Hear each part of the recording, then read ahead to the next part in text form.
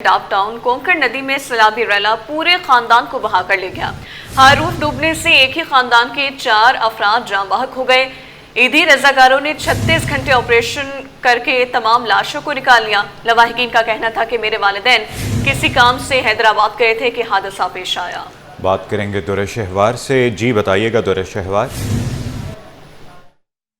जी बिल्कुल, इस वक्त मैं मौजूद हूँ ईदी सोराब बोर्ड में। कराची में होने वाली हालिया बारिशों की वजह से मलीर कोंकण नदी में एक हाई रूफ जो हैदराबाद से कराची आ रही थी, उसके बह जाने से एक हिंदू घराने के 4 अफराद उसमें जो है हलाक हो गए। इस वक्त उस फैमिली के जो सरबरा है उसके भाई मेरे साथ मौजूद है, इनसे जानते हैं। आप ये बताइएगा, आपको वाकई की इत्तला किस दिन मिली थी और किस तरह से पता चला था आपको?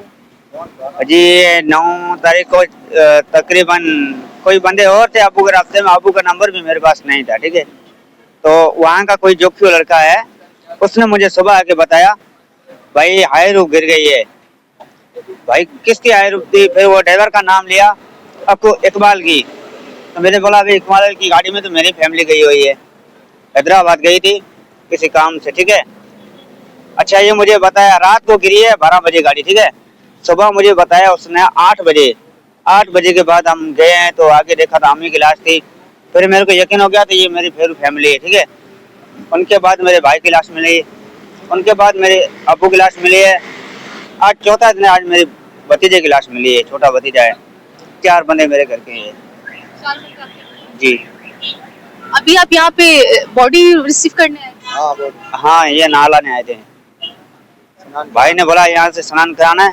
हैदराबाद क्यों गए थे? हैदराबाद किसी बंदे के काम से गए थे, उनका कोई मसला मिसाल थे, उनके लिए गए थे। अबू को बोला आप मेरे साथ चलो, तो वो बीमार बंदा था, उसने बोला मेरे साथ चलो, मेरी मदद करो, ठीक है। मेरा अबू एक मददगार था, वो भी गरीबों की मदद करता था। हम खुद भी गरीब है, हम अमीर नहीं है, हम हिंदू बरादरी के, हम गरीब है। तो अबू ने बोला चलो भाई मैं आ रहा हूँ, फिर मिल के चलते हैं। फिर ये गए, वो तो छोटा गेट के, वो तो उतर गए। मेरा अबू, मेरी अम्मी, मेरा भाई, मेरा भतीजा, ये वापसी आ रहे थे गाड़ी में, ये हादसा हो गया। वहाँ से कौन उतरा था? जी ये चारों वहाँ से बैठे थे, कोई और भी सवार था उसमें? सुजुकी? हाँ, वहाँ उतर गए थे। हाँ उनके नाम मुझे नहीं आते, लेकिन वो है अब मेरे अपने वही बंदे है। ठीक है जी। अच्छा, सुजुकी में सवार होने वाले वाहिद ये अफराद नहीं थे जो कि हैदराबाद से कराची आ रहे थे, इनके अलावा भी और अफराद थे जो एक स्टॉप पीछे उतर गए थे, जिसकी वजह से ये होने वाले हादसे से वो महफूज रहे। अलबत्ता इनके जो भाई हैं, भाई के अलावा भतीजे और वालिदैन उस हादसे की नजर हो गए। आज ये यहाँ पर जो आखिरी बॉडी रिसीव हुई है कैलाश की, वो इनके भतीजे हैं, वो बॉडी रिसीव करने के लिए इस वक्त ईदी सोराब बोर्ड मौजूद हैं। नाजरीन, बुलेटिन में आगे बढ़ते हुए आपको बताएं कि भटाइयाबाद में मामू का अपनी 3 भांजियों का गला काटकर कत्ल करने का वाकया। अहले खाना लाश लेने झीपा सर्द खाने पहुंच गए। लाश लेने आए लड़कियों का मामू और मामी की सिटी 21 से गुफ्तगू में कहा कि अजय लड़कियों का मामू है, अजय हमारे साथ घर में ही रहता था, किसी से कोई लड़ाई झगड़ा नहीं था। वाकया क्यों पेश आया कुछ समझ नहीं आ रहा। मज़ीद तफसीलात से आगाह करेंगी अनुषा जाफरी। जी अनुषा बताइए। बिल्कुल, भटाइयाबाद में जो है 3 खवातीन का गला काट कर कत्ल किया गया था। लवाहिकीन जो है वो छीपा सर्द खाने लाश लेने पहुंच गए हैं। जो मामू हैं कत्ल होने वाली खवातीन के, इनसे बात करते हैं। ये बताइएगा वाकया क्या हुआ था और अब क्या कहेंगे? मैं तो घर पे नहीं था, कोई पता नहीं चला कैसे क्या हो गया है। अजय कौन है? अजय इन बच्चियों का मामू था। तो ये कह रहे हैं बच्ची ने ये बयान दिया जो शदीद जख्मी बच्ची के उन्होंने कत्ल किया है। जी वो सही बयान दिया। कोई फड्डा था? नहीं कुछ भी नहीं था, कोई दिमागी तवाज़ुन का मसला था, कुछ भी कोई ऐसा था समझ में नहीं आया कि क्या हुआ है। कभी आपकी उनसे बात हुई अजय से? जी अजय घर पे ही रहता था। सही थे? कोई मामला फड्डा? कुछ भी नहीं, कोई प्रॉब्लम नहीं, कुछ नहीं, कोई जहनी तौर कोई खराब नहीं था। फिर कैसा? नाज़रीन आपको बताएं कि सोना महंगा नहीं, तारीखी महंगा, तमाम रिकॉर्ड ब्रेक। फी तोला सोना 2500 रुपए महंगा हो गया। नई बुलंद तरीन कीमत 3,86,500 रुपए हो गई। 10 ग्राम सोना 2,143 रुपए इजाफे से 3,31,361 रुपए का हो गया। फी तोला चांदी की बात कीजिए तो पहली बार 4,456 रुपए की बुलंद तरीन सतह तक पहुंच गई है। इस हवाले से बात करेंगे ब्यूरो चीफ अशरफ खान से। जी अशरफ बताइएगा। जी देखा जाए गुज़िश्ता रोज जो सोने की कीमत में कमी हुई थी, लेकिन आज एक बार फिर जो है आदमी मार्केट में सोना $27 महंगा होकर $3,645 फी औंस पर पहुंच गया। इस इजाफे का असर मुकामी शराफा बाजार में भी हुआ है, जिससे एक तोला सोना ₹2,500 महंगा होकर $3,86,500 पहुंच गया। 10 ग्राम सोना जो है ₹2,143 इजाफे से ₹3,70,361 का हो गया। साथ ही देखा जाए यहाँ सोना महंगा हुआ है तो उससे चांदी की तलब बढ़ गई, जिससे एक तोला चांदी पहली बार एक दिन में ₹130 इजाफे से ₹4,456 की नई बुलंदतरीन सतह पर पहुंच गया है। और यहाँ जो सराफा डीलर का कहना है कि तलब बढ़ने पर चांदी की कीमतों में तेजी से इजाफा देखा जा रहा है। जी अशरफ, अपडेट करने के लिए आपका बहुत शुक्रिया।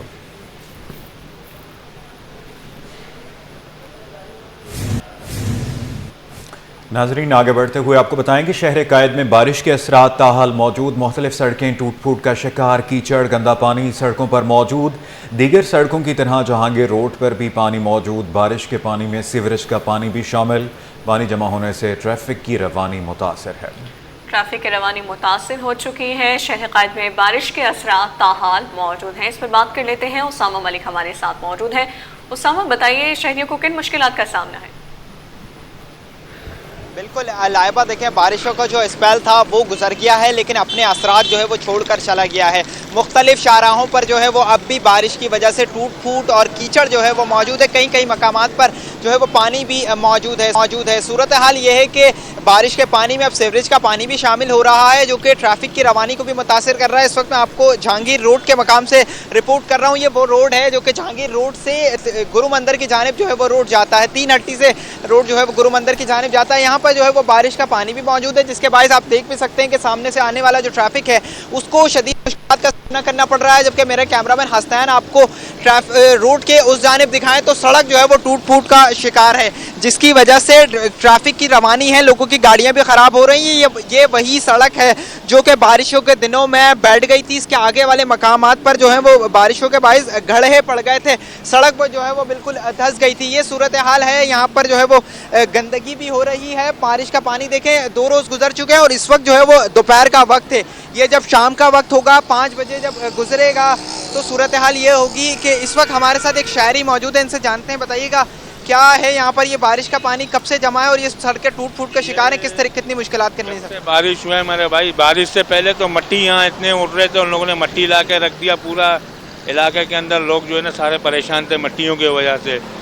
उसके बाद बारिश हुआ, बारिश के बाद आपके सामने भैया ना कोई नमाजी भी जा नहीं सकता है। मरीज उस रोड पे मरीज को लाओ, मेरे ख्याल में अगर 8 का मरीज होगा तो वहाँ उसका सांस भी। देख रहा था आप ये पीछे से घूम कर आ रहे थे कि ट्रैफिक की रवानी देखें, एक और भी जो शख्स है वो उधर पीछे से ही घूम कर आ रहा है। नमाज के कपड़े पहने हुए क्या करें, ये सारा कीचड़ कीचड़ भरा हुआ है। तकरीबन मेरे ख्याल में जब से बारिश हुआ ये पानी का ये बड़ा प्रॉब्लम हो रहा है। आप लोग से रिक्वेस्ट है कि आपने कोई कंप्लेन वगैरह नहीं की? रोड वगैरह की भी सूरत हाल यही है और कुछ दिन पहले सड़क भी धंस गई थी। आगे बारिशों में क्या सूरत हाल थी यहाँ की? बारिशों में तो भाई देखो बहुत बुरी हालत थी लोगों को। यहाँ पर तो चलने में भी परेशानी था। यहाँ इतने पानी ठहरा था। ये आपके बराबर में जो है ना ये बड़ा मेनलैंड जा रहा है, ये भी पानी से भरा हुआ था।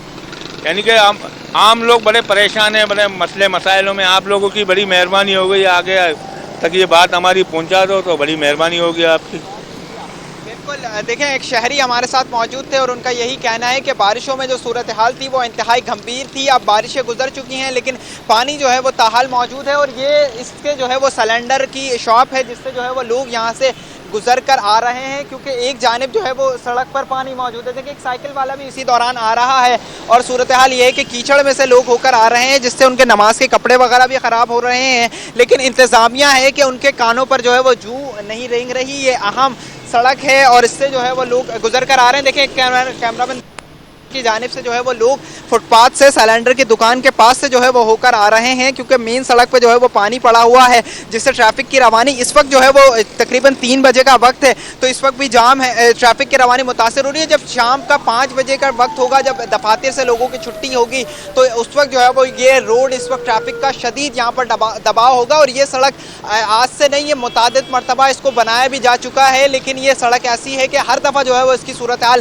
ख़राब ही रहती है। इंतज़ामिया जो है वो इस पर कोई काम करती हुई नज़र नहीं आती। जी, टूटी सड़कें, गहरे गड्ढे और शदीद ट्रैफिक जाम। बारिशें शहर कायद वालों के लिए जहमत बन चुकी हैं। उसामा मलिक बराह रास्त अपडेट कर रहे थे, बहुत शुक्रिया।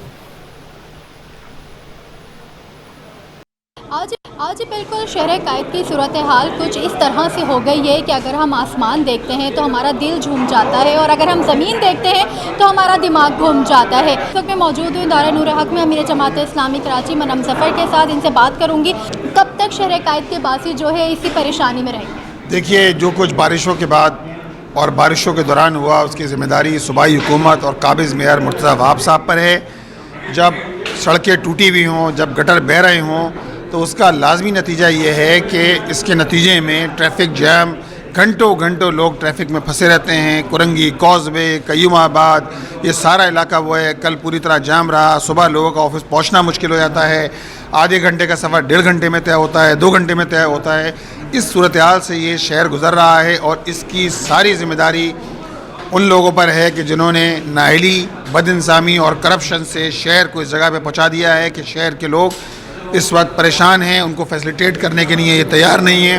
हब डैम आप देखें, हब डैम से निकलने वाली नहर पानी में बह गई। 1 महीना पहले उसका इफ्तिताह किया गया था, बिलावल भुट्टो साहब ने इफ्तिताह किया था। इसी तरह मलीर एक्सप्रेसवे जो बन रही है, जो शारा भुट्टो कहते हैं, जिसका ढोल पीटा जा रहा है, जिसके इश्तिहारबाजी हो रही है, वो बारिशों में उसका एक हिस्सा जो ऑपरेटिव नहीं था वो डैमेज हो गया। तो इस सब का जवाब देना पीपल्स पार्टी और मुर्तज़ा वहाब साहब को इसका जवाब देना पड़ेगा। जी बिल्कुल, मनम ज़फ़र हमारे साथ मौजूद थे जिनका यही कहना था कि ये जो सारी सूरत हाल है शहर कायद के बासी जो है इस परेशानी के सामने में ये जो नाअहल सिंध हुकूमत है उनकी वजह से है। क्योंकि अगर वो करप्शन से निकल कर शहर कायद की आवाम का सोचे या फिर उनके बासी को सोचे तो ये सड़कें टूट फूट का शिकार रहती हैं। अगर इनको पहले से ही तामीर करवा दिया जाए तो ना ट्रैफिक जाम हो, ना पानी जमा हो और जो शहरियों को परेशानी का सामना करना पड़ता है वो भी ना करना पड़े। जी, हालिया बारिशों ने एक बार फिर से गलियों और सड़कों को तालाब बना दिया। शबीराबाद में भी सड़क ज़ेरे-आब आ गई। सड़क पर बड़े बड़े गड्ढों के बायस गाड़ियों को नुकसान पहुंचने लगा। शहरियों के लिए टूटी फूटी सड़क से गुजरना भी मुहाल हो गया है। मज़ीद तफसीलात से आगाह करेंगी अक्सा शाहिद। जी अक्सा। जी बिल्कुल, शहर का सेवरेज का निज़ाम तबाहाल है। इस वक्त आपको मेरे कब में कोई खूबसूरत सा समंदर लग रहा होगा, पर दर हकीकत ये सेवरेज का नाकारा सिस्टम है जो आपको मेरे कब में जो वो तालाब का मंजर पेश करता नज़र आ रहा है। ये खूबसूरत मनाजिर जो है वो बलोचपुर की पीछे वाली सोसाइटी शबीराबाद के हैं, जहाँ पर आप सिटी 21 की फुटेजेस में देख सकते हैं कि बारिश के पानी यहाँ पर जमा है। सेवरेज का सिस्टम जो है वो यहाँ पर जो है वो बहुत ही खस्ता हाली का शिकार है। इस वक्त जो गाड़ी यहाँ पर जा रही है, लोगों को नहीं पता कि यहाँ पर पानी में जो है वो कहाँ गढ़ा है, कहाँ जो है वो अभी आप यहाँ पे गाड़ी पे देखिएगा किस तरीके से जो है ये गाड़ी अंदर धंसती है और गड्ढे में। और ये देख सकते हैं कि गाड़ियों का नुकसान होता है।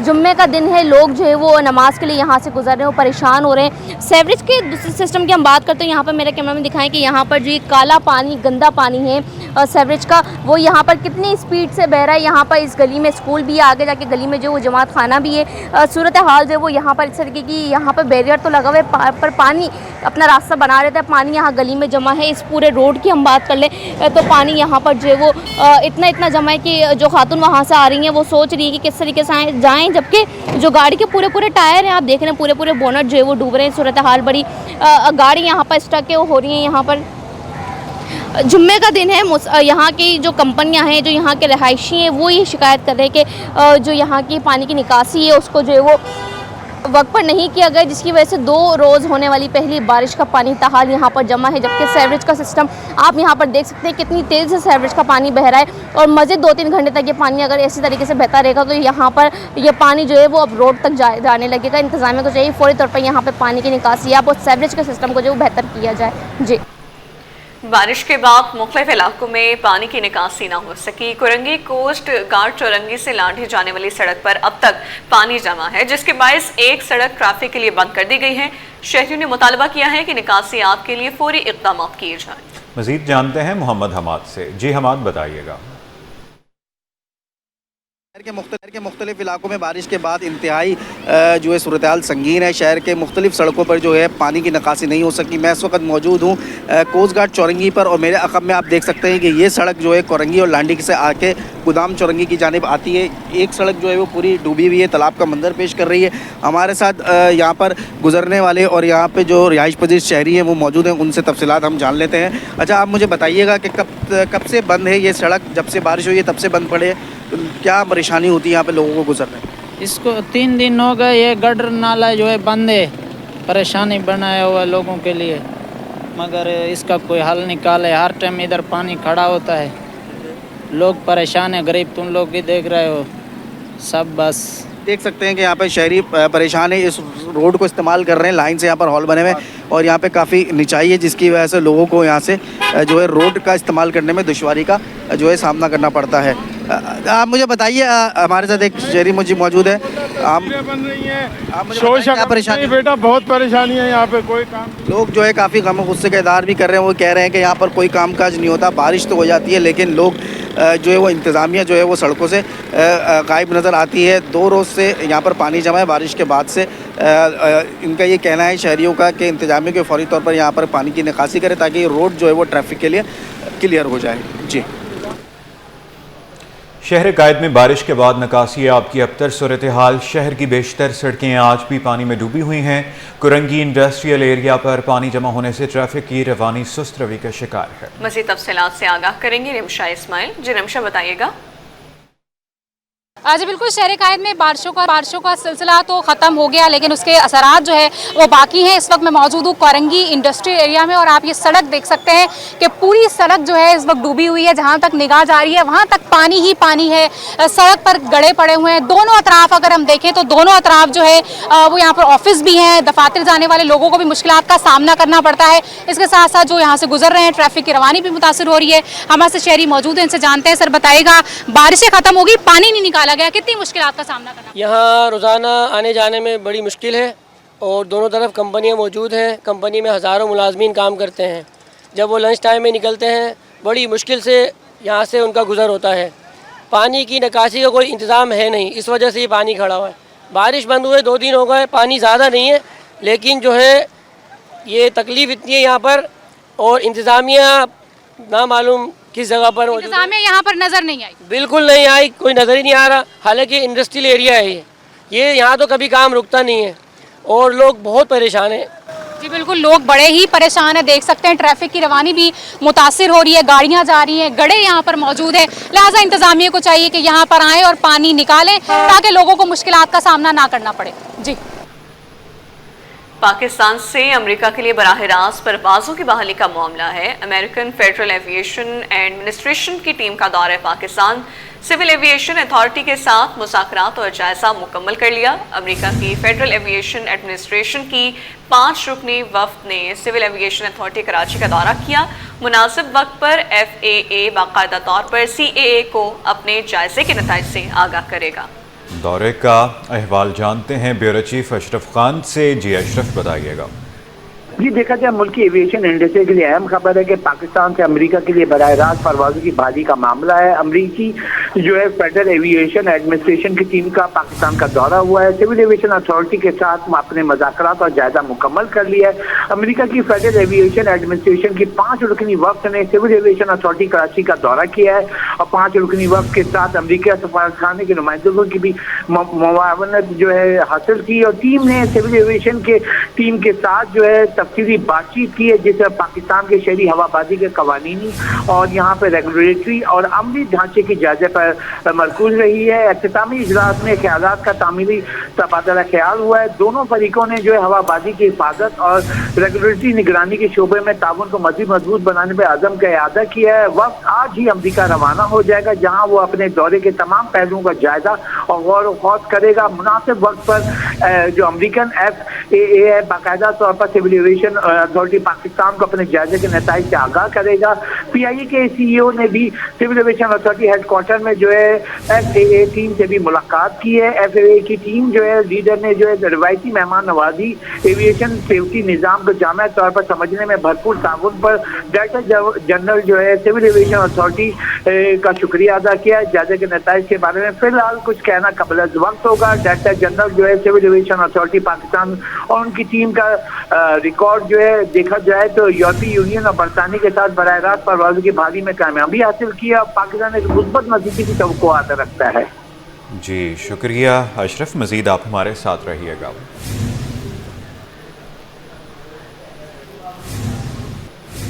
पाकिस्तान प्लास्टिक पैकेजिंग और प्रिंटिंग सेक्टर में मेड इन पाकिस्तान की तरफ बढ़ने लगा। प्लास्टिक सेक्टर के ताहिर अजहर ज़ेब ने कहा कि मेड इन पाकिस्तान के फ़रोग़ से पाकिस्तान का दरामदी बिल कम हो रहा है। पाकिस्तान का प्लास्टिक सेक्टर अब ऑटो सेक्टर की अहम मसनूआत मकामी तौर पर बना रहा है। साथ ही एसी, फ्रिज, वॉशिंग मशीन और दीगर प्लास्टिक का सामान अब दरामद नहीं बल्कि मकामी तौर पर बनाया जा रहा है। मजीद तफसीलात जान लेते हैं ब्यूरो चीफ अशरफ खान से। जी अशरफ। जी देखा जाए पाकिस्तान में प्रिंटिंग, पैकेजिंग और जो प्लास्टिक इंडस्ट्री तेजी से फरोग पा रही है और मेड इन पाकिस्तान जो है वो यहाँ पे प्रोडक्ट बन रही है। इससे पाकिस्तान को कितना फायदा होगा हम जानते हैं। जो कंपनी के जो सीईओ हैं यहाँ पे ताहिर ज़ैद साहब हमारे साथ मौजूद हैं। क्या देख रहे हैं पाकिस्तान की तरक्की किस चीज़ में? अच्छा सर, मैं आपको बताऊं कि इस वक्त पाकिस्तान की तरक्की सिर्फ एक ही चीज़ रह गई है और वो है मेड इन पाकिस्तान। अगर हम चीज़ों को मेड इन पाकिस्तान नहीं करेंगे तो हमारे पास यहाँ तरक्की नहीं आने वाली। उसके लिए जो मोस्ट इम्पॉर्टेंट है वो यही है कि हमें यहाँ पे लोकल इंडस्ट्री को जो है ना देखना पड़ेगा, उसको हमें थोड़ा सा जो है ना उस पर काम करना पड़ेगा, जिसके लिए हमें थोड़ी बहुत जो मशीन्स वगैरह है, इंडस्ट्री है, उसको थोड़ा सा जो है ना करना पड़ेगा, इम्प्रूव करना पड़ेगा।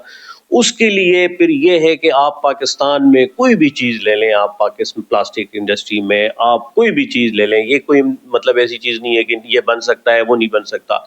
हर चीज़ यहाँ पे पॉसिबल है और हर चीज़ यहाँ पे बन सकती है। अच्छा, अगर देखा जाए इस मद में अगर हम देखें कितना ज़्यादा मुबादला बच रहा है, क्योंकि इम्पोर्ट बिल भी कम हो रहा है, मुकामी तौर पर रोज़गार भी मिल रहा है। देखिए बिलियंस ऑफ डॉलर्स जो है ना हमारे इस वक्त सिर्फ इस चीज़ में जा रहे हैं कि हमने क्या करना है, हमने फलाना चीज़ इम्पोर्ट करनी है, हमने ये लेना है, हमने वो लेना है। जो कि एक चीज़ हम लोकल मैन्युफैक्चर करेंगे हमें थाउजेंड्स में मिलेगी, लेकिन जब हम उसको इंपोर्ट पे लेके जाते हैं तो हमें कभी कभार वो मिलियंस में मिल जाती है, क्योंकि जब एक चीज़ नहीं अवेलेबल होती तो उसको अवेलेबल करने के लिए हमें फिर ज़्यादा पैसे लगाना पड़ता है।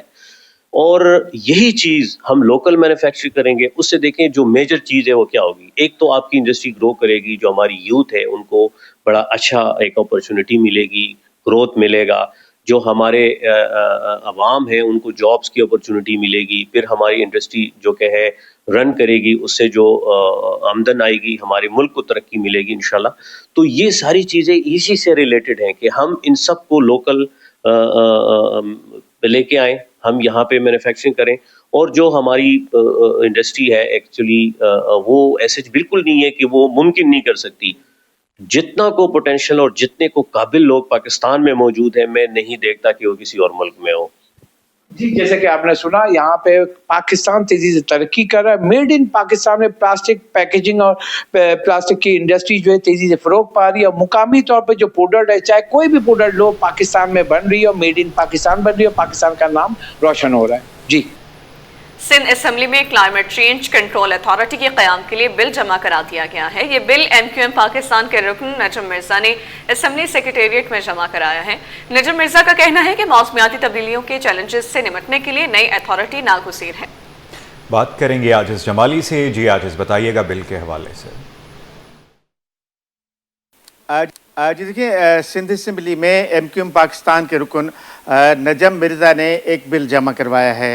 इस बिल का मकसद ये है कि सिंध में जो मौसमियाती तब्दीलियां हैं, सिंध में जो क्लाइमेट चेंज है, उस हवाले से सूबा सिंध में क्लाइमेट चेंज अथॉरिटी बनाई जाए और उस अथॉरिटी को बाख्तियार किया जाए, उसको फाइनेंशियली बाख्तियार किया जाए और उस अथॉरिटी को ये सारा काम दिया जाए।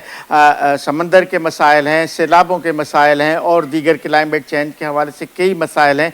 इस वक्त नजम मिर्ज़ा साहब हमारे साथ मौजूद हैं, हम इनसे बात करें। नजम साहब, ये बिल जो आपने जमा कराया, इसका मकसद क्या है और इस बिल में है क्या? देखिए जज भाई, ये सबसे ज़्यादा सिंध जो है हमारा सूबा कुदरती आफात, जिसमें आपने सैलाब, हीट वेव्स और दूसरे मामलात देखे हैं, और उस पर अमल दरामद उससे निपटने के लिए और उसका तदारुक करने के लिए सिंध में कोई कानून मौजूद नहीं था। एक पुराना कानून EPA हमारा जो है 2014 का था, लेकिन उसमें वो इतना सब्सटेंशियल नहीं था, ना उसमें इतनी जान थी कि वो आने वाली कुदरती आफात को रोक सके। और बहुत सारी कुदरती आफात आने के बाद बहुत सारी चीज़ें थी वो उसमें कवर नहीं थी। तो हमने एक लीगल फ्रेमवर्क तैयार किया है MQM पाकिस्तान के अरकान असेंबली ने, और उसको आज मैंने पेश किया है। और उसमें सबसे ज़्यादा अहम चीज़ हमारे सिंध क्लाइमेट कंट्रोल अथॉरिटी एक सिंध में कायम होगी इस बिल के तहत, अगर ये मंजूर हो जाता है। और जो वो अथॉरिटी जो है वो एक सिंध क्लाइमेट का कंट्रोल का एक प्लान बनाएगी 5 साल का। उस 5 साल में वो ये दिखेगी कि आने वाले ख़तरात क्या हैं और उन ख़तरात को कैसे निपटा जा सकता है।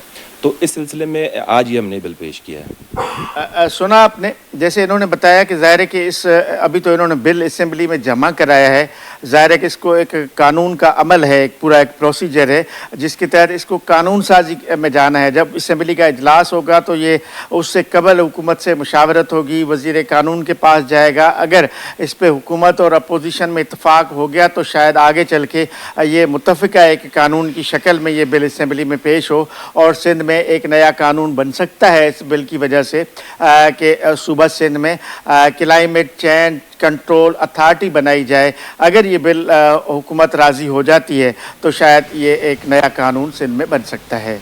जी।